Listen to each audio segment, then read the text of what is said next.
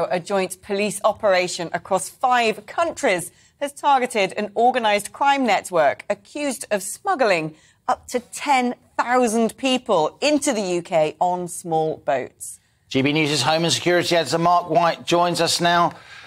Mark, we talked about this an hour ago. It's a joint operation. It's a cross-country operation. There's international collaboration happening here.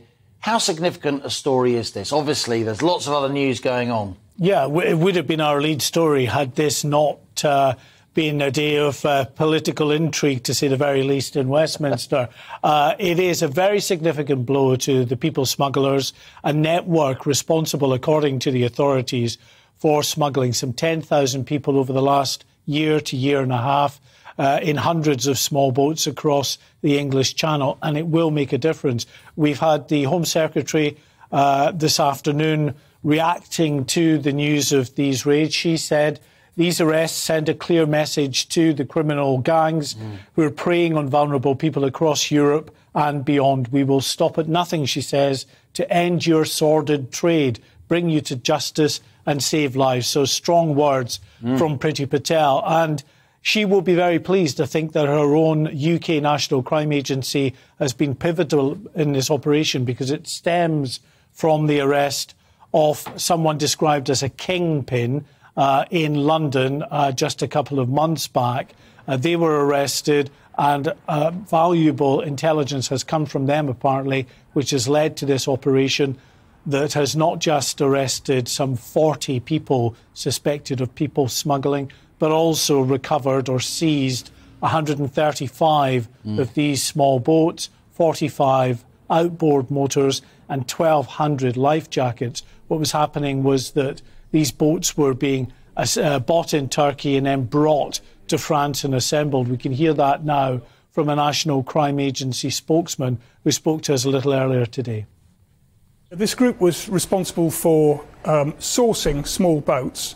And when I say small boats, actually they're getting bigger. They can take between 50 and 60 people.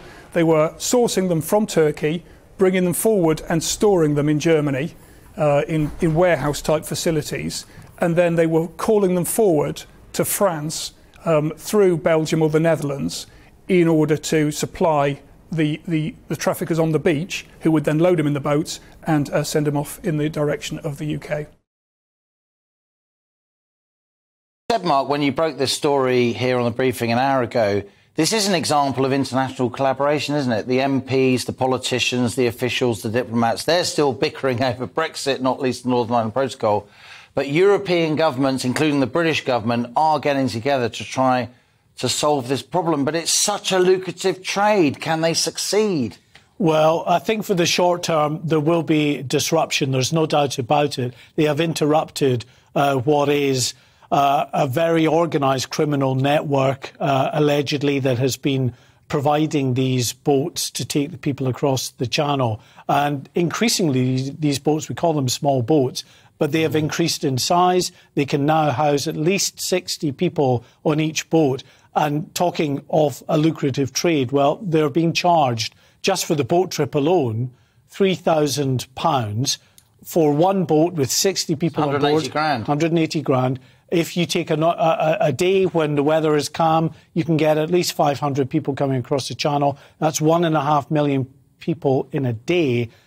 During the summer months, when it's very calm in the £1.5 million pounds. Yeah, £1.5 million pounds, sorry. Yeah.